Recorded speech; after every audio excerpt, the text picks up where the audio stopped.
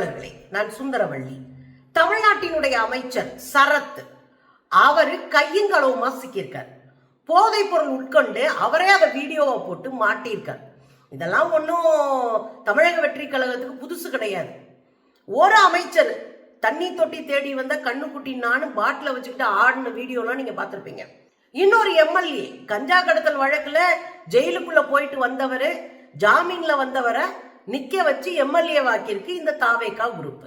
அமைச்சர்கள் ரொம்ப முக்கியமானவரா நிழல் முதலமைச்சரா கருதப்படுற ஆதவர்ஜுனா 258 கோடி போதை பொருள் கடத்தினதுல அவங்க குடும்பமே சிக்கியிருக்கு. மாமியாருடைய தம்பி ஜான் பிரிட்டோ அவரெல்லாம் சிக்கியிருக்காரு. சிபிஐ அறிக்கையை வெளியிட்டு இருக்கிறாங்க. சிபிஐ வழக்கு நடத்திட்டு இருக்கிறாங்க. ஒரு உலக அளவுல போதை மருந்து கடத்தக்கூடிய கும்பலோட அவர்களுக்கு தொடர்பு இருக்குன்னு தெரிய வருது. இதெல்லாம் ஒரு பக்கம் இருக்கு. சிபிஐ விசாரணைக்கு போறாங்க. யாரு? விஜயும் விஜய் நண்பர்களும். சிபிஐ விசாரணைக்கு போகும்போது கூடவே ஆதவர்ஜுனா போறாரு. கையில பையில மது பாட்டில் இருந்தது என்பதற்காக பிளைட் எடுக்க மாட்டேன்றாங்க. இந்த தனி விமானத்தை எடுக்கல. கடைசியில் என்ன பண்ணாங்க? கையில இருக்கிற லிக்கரை தூக்கி கொடுத்த பிறகுதான் அவரை பிளைட்டே எடுக்க விட்டாங்கன்னு பாருங்க. அப்ப இதெல்லாம் நடந்துகிட்டு இருக்கும் போதுதான் நேத்து மாரத்தான் ஓட்டம் நடந்துச்சு. என்ன மாரத்தான்? மது ஒழிப்பு, போதை ஒழிப்பு மாரத்தான். சரிங்க, அந்த மாரத்தான் மூலமாக மக்களுக்கு போதை ஒழிப்பு குறித்து என்ன சொன்னாங்கன்னா ஒன்னும் சொல்லல. வழக்கம் போல சீன் போட்டாரு விஜய். எல்லாரும் ஒரு அழகா இருக்காங்கன்னு சொன்னாங்க. வேற ஒன்னும் அதுல நடக்கல. முன்னாடி நடந்தாரு, பின்னாடி நடந்தாரு, தலைகீழ நடந்தாரு தவிர வேற ஒன்னும் பண்ணல. சரிங்க, போதை ஒழிப்புல அவர் எடுத்த உறுதிமொழி, அதாவது சொந்தமா எடுத்தாங்கன்னா இல்லை, அது காப்பி அடிக்கப்பட்ட உறுதிமொழி.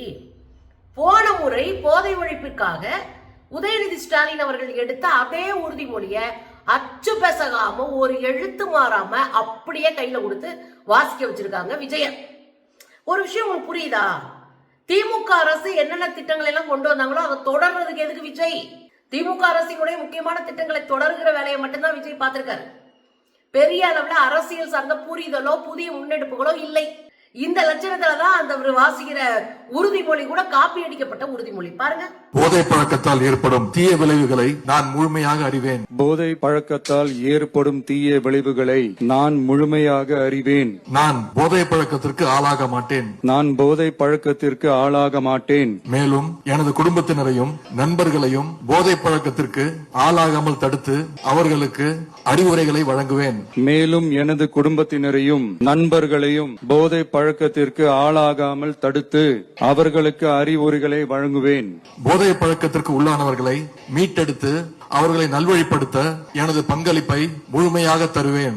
போதை பழக்கத்திற்கு உள்ளானவர்களை மீட்டெடுத்து அவர்களை நல்வழிப்படுத்த எனது பங்களிப்பை முழுமையாக தருவேன். போதைப் பொருட்கள் உற்பத்தி, நுகர்வு, பயன்பாடு ஆகியவற்றுக்கு எதிரான தடுப்பு நடவடிக்கைகளின் மூலம் போதைப் பொருட்களை தமிழ்நாட்டில் வேறறுக்க அரசுக்கு துணை நிற்பேன். போதைப் பொருட்களின் உற்பத்தி, நுகர்வு, பயன்பாடு ஆகியவற்றிற்கு எதிரான தடுப்பு நடவடிக்கைகளின் மூலம் போதைப் பொருட்களை தமிழ்நாட்டில் வேறறுக்க அரசுக்கு துணை நிற்பேன். மாநிலத்தின் வளர்ச்சிக்கும் மக்களின் நல்வாழ்விற்கும் நான் அர்ப்பணிப்புடன் பங்காற்றுவேன் என்று உளமாற உறுதி கூறுகிறேன். நன்றி.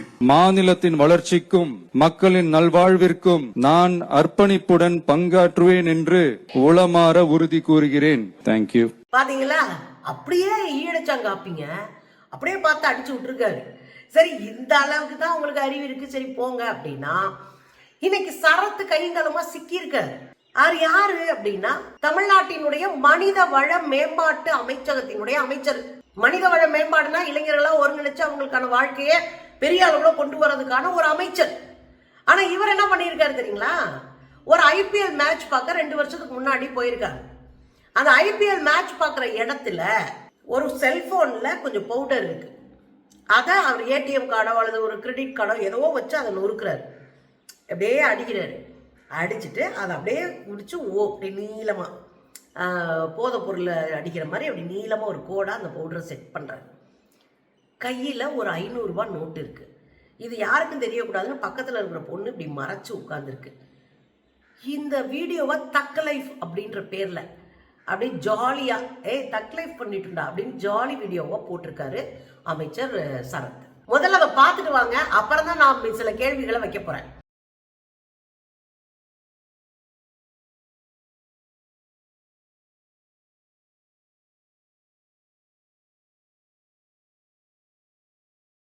பாத்தீங்களா வீடியோல அவரு ஏதோ ஒரு பொடியை எடுத்து இது பண்றாரு, செல்போன் மேல வச்சு அந்த பொடியை இது பண்றாரு. அதுக்கப்புறம் பக்கத்துல 500 ரூபாய் நோட்டு இருக்கு, பையன் பச்சை மறைக்கிறது எல்லாமே பார்த்திருப்பீங்க. இப்ப எனக்கு என்னென்ன கேள்வி இருக்கு அப்படின்னா, இத மறுக்கிறாரு அமைச்சர் கில்லி சரத். அவங்க ஒய்ஃப் குழந்தைங்களோட வச்சு ஒரு மறுப்பு வீடியோ எல்லாம் போட்டாரு. அந்த மறுப்பு வீடியோல என்ன சொல்றாரு, குழந்தைக்காக குழந்தை சாப்பாட்டுக்கு முன்னாடி சாப்பிட்ற மருந்த மாத்திரைய நான் நொறுக்கி அதை தண்ணியில கலந்து கொடுக்கறதுக்காக நொறுக்குனேன் அப்படின்னு ஒரு பொய்ய சொல்லியிருக்கிறார். ஏன் இது பொய்ன்னு நாம சொல்றோம்? ஏன்னா அப்படியான ஒரு விஷயமே அங்க இல்லை. நீங்க அந்த வீடியோ பார்த்தீங்கன்னா பக்கத்துல அவங்களுடைய ஃப்ரெண்ட்ஸ் தான் இருக்கிறாங்க. அந்த பொண்ணோ யாரோ எல்லாருமே அவங்க ஃப்ரெண்ட்ஸ் தான். அங்க அவங்க மனைவி யாருமே இல்லை. ஒண்ணு. ரெண்டாவது, குழந்தை இருப்பதற்காக அந்த வீடியோவில் எந்த இதுவும் இல்லை. ஏன்னா தொடக்கத்துல இருந்தே எடுக்கிறாங்க. இந்த வீடியோவை முதல்ல ஃபுல் கிரவுண்ட எடுத்தாங்கன்னா தன் கூட வந்திருக்கிற எல்லாத்தையும் சேர்த்தானே எடுத்திருப்பாங்க. அப்படி எடுக்கப்படலை. இவங்க மட்டும்தான் ஒரு 2-3 பேர் இருக்கிறாங்க. அவங்க ஒய்ஃப் இல்லை, குழந்தை இல்லை. அப்ப இல்லாத குழந்தைக்கு இங்க எதுக்கு உட்காந்து மாத்திரை அடிக்கிறாரு? கேள்வி கரெக்டா இல்லையா? அடுத்த ஒரு கேள்வி என்னன்னா, மாத்திரைய செல்போனுடைய அந்த இந்த டச் ஸ்கிரீன் இருக்குல்ல அதுல வச்சு நொறுக்குறாராம். எங்க மாத்திரை எவ்வளோ இதா இருக்கும், அதை வச்சு நொறுக்குனீங்கன்னா டச் போனும் மொத்தமா காலி ஆயிடும். அதை எப்படி இது பண்ண முடியும்? இத்தனைக்கும் கையில வச்சு அழுக்கோட அதோட இதோட இருக்கிற ஒரு போன்ல எப்படி நீங்க மாத்திரையை நொறுக்க முடியும்? அதுக்கு என்ன அவசியம் இருக்கு? நீங்க மாத்திரையை கரைச்சு தான் கொடுக்கணும்னா கொஞ்சோண்டு தண்ணியில அப்படி கறந்து கொடுத்துக்கலாம். அப்ப கரைக்கிறதுக்கு ஒரு பாலாடை, அதாவது சங்கு இருக்கணும், இல்ல ஒரு சின்ன டப்பா, இல்ல சின்ன டம்ளரு, இல்ல சின்னதா எதுவுமே இல்லையாங்க. எதுவுமே இல்லையங்க. அதை கரைச்சு கொடுக்கறதுக்கு எதுவுமே இல்லையே. அப்புறம் எப்படி நீங்க இப்படி ஒரு பொய்ய சொல்றீங்க? குழந்தைக்காக நாங்க மாத்திரை கரைச்சோம்னு யாரை நம்ப வைக்க பாக்குறீங்க? தமிழ்நாட்டு மக்கள் என்ன அவ்வளவு ஏமாளிகளா? அப்ப எந்த கரைச்சு கொடுக்கறதுக்கு எந்த பொருளும் இல்லை. இன்னும் நான் கேக்குறேங்க, நாங்களாம் அயன் படத்திலே பார்த்துட்டோம். இந்த ட்ரக் எல்லாம் எப்படி எடுப்பாங்கன்னு அயன் படத்திலே பார்த்துட்டோம். ரூபா நோட்டை அப்படியே சுருட்டி அதை கொலா மாதிரி பண்ணி இந்த ட்ரக்கை இப்படியே எடுக்கிறதெல்லாம் நாங்கள் அன்னைக்கே பார்த்துட்டோம். அதே மாதிரி அந்த மருந்த போதை பொருளை ஏதாவது ஒரு விசிட்டிங் கார்டு, ஏதோ ஒரு கார்டு, அது ஏடிஎம் கார்டா இருக்கலாம், அதுக்கப்புறம் அது கிரெடிட் கார்டா இருக்கலாம், அதை வச்சு இது பண்றதெல்லாம் சினிமாவில் பார்த்து தொலைஞ்சிட்டுமே நாங்கள். அப்ப இதை பார்க்கும்போது அப்படியே ட்ரக்கா தானே இருக்கு. பிள்ளை இல்லை, குழந்தை இல்லை, அதை கரைக்கிறதுக்கு எந்த இதுவும் இல்லை. ஆனா இதை என்ன பண்றாரு, 500 ரூபாய் நோட்டு வைக்கிறாரு. எதுக்கு 500 ரூபாய் நோட்டு? நீ பிள்ளைக்கு தானே மாத்திரை கரைக்கிற, எதுக்கு 500 ரூபாய் நோட்டு? சரி, எதுக்கு மூடி மறைச்சு கரைக்கிறீங்க? அப்ப என்ன தேவை இருக்கு? சரி, குழந்தைக்கு உடம்பு முடியல, அப்புறம் எப்படி குழந்தையோட நீங்க விளையாட்டை பார்க்க போனீங்க? உடம்பு முடியாத குழந்தைய வீட்டுல தானே வச்சிருப்போம். அது எப்படி நீங்க அங்க போய் உடம்பு முடியாத குழந்தையோட கூட நாங்க ஒரு IPL மேட்ச் பார்ப்போம்னு எப்படி சொல்ல முடியும் ஒரு பேரண்டால?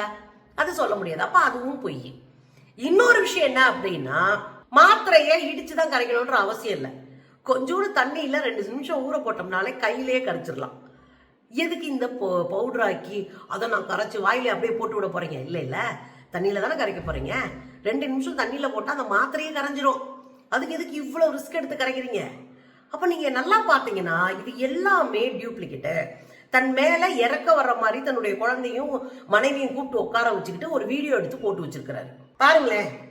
ஒய்ஃப் இந்த மாதிரி ஒரு பாப்பா டேப்லெட் முழுங்க மாட்டா, அதை துப்பிடுறா அப்படின்றதுக்காக ஒரு டேப்லெட்டை அதை கிரஷ் பண்ணி அதை இதுக்கு தண்ணியில கலந்து அதை பாப்பாக்கு கொடுக்கணுன்றதுக்காக ஒரு டேப்லெட்டை கிரஷ் பண்ணி அதை கொடுக்குறோம். இந்த பிரச்சனை தமிழ்நாட்டுல மட்டும் பேசப்படலங்க, இந்தியா முழுதும் பேசு பொருளா இருக்கு.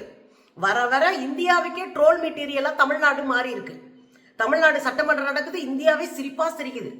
இன்னைக்கு கையும் களவுமா சிக்கி இருக்காரு ஒரு அமைச்சர். இந்தியா முழுதும் பேசு பொருள். NDTV அதை விவாதமாவே நடத்துறாங்க. அங்க உட்கார்ந்துக்கிட்டு நம்ம ஃபெலிக்ஸ் என்ன சொல்றாரு, ஏங்க ஒரு அப்பாவா அவ்வளவு உடம்பு முடியாத குழந்தைக்கு அந்த ஸ்போர்ட்ஸ் என்கிற ஹரிபரியான சூழ்நிலையில கூட, கிரிக்கெட் பார்க்குற ஹரிபரியான சூழ்நிலை கூட மருந்தை கரைச்சு குடிக்கிறாங்களாம். எந்த ஊர்லயாவது நடக்குமா? குழந்தைக்கு உடம்பு முடியலன்னா முதல் கிரிக்கெட் ஆகுது மண்ணாவதுன்னு தூக்கி எரிஞ்சிட்டு போற ஊர் நம்ம ஊரு. அங்க உட்காந்து ட்ரக் எடுத்துட்டு இவ்வளவு சுத்தி சுத்தி சுத்தி சுத்தி நம்மள கிறுக்காக்கிட்டு இருக்கிறாங்க. உண்மை என்ன அப்படின்னா, இந்தியா முழுதும் இருக்கிற ஊடகங்கள் அம்பலப்படுத்தி இருக்கு இது ட்ரக் கன்சியூம் பண்ண ஒண்ணுதான் அப்படின்னு.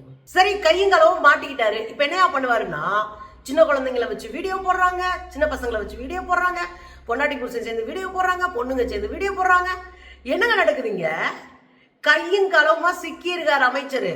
அவரை கேள்வி கேட்க முடியல, அவரை மேல ஒரு பனிஷ்மெண்ட் கொடுக்க முடியல. சரி தக்க லைஃப்னு எதுக்கு போட்டீங்க? பிள்ளைங்க இப்போ வந்து உடம்பு சரியில்லை, அதுக்கு மாத்திரை இடிக்கிறீங்க, அது எப்படி தக்க லைஃப் ஆகும்? அது எப்படி கேலிக்குரிய ஒன்றாகும்? அப்ப நீங்க என்ன பண்ணிக்கிட்டு இருக்கீங்கன்றதெல்லாம் இதுலயே தெரிஞ்சு போச்சு. ஒரு தம்பி கூட கேட்டிருந்தாரு, நீங்க நான் ட்ரக்கே எடுக்கல அப்படின்னு ஒரு சர்டிபிகேட் காட்டுங்கன்னு. அதெல்லாம் 1000 சர்டிபிகேட் காட்டுவானுங்க. ஏன்னா இவங்களுக்கு எப்படி போலீஸ் சர்டிபிகேட்லாம் வாங்க முடியும் நல்லாவே தெரியும். அதனால சர்டிபிகேட் கொடுங்க, நான் அரசியல் பேசுறதே விட்டுறேன் அப்படிலாம் யாரும் சொல்லாதீங்க. ஏன்னா அது மாதிரி 56 சர்டிபிகேட் கொண்டு வந்து கொடுக்க முடியும் இந்த கும்பலால. ஏன்னா இவர்கள் எல்லாம் மக்களை மதிக்காத, அரசியல் தெரியாத, அரசியலவே ஒரு கேலி கூத்தா பாக்குற black ticket group, lottery ticket group. அதனால கவனமா நம்ம பேசணும். அப்போ ஒரு விஷயத்த தெளிவா தெரிஞ்சுக்கோங்க மக்கா. ஒரு ட்ரக் மாஃபியா கூட தொடர்புல இருக்கக்கூடிய ஆதவர்ஜுனா, ட்ரக் கடத்தி பல முறை சிக்கி இருக்கிற தாவேகா கும்பல், அதுல ட்ரக்கை கன்சியூம் பண்ணக்கூடிய அமைச்சர். இந்த லட்சணத்துல தமிழ்நாடு விளங்கிடும்ல.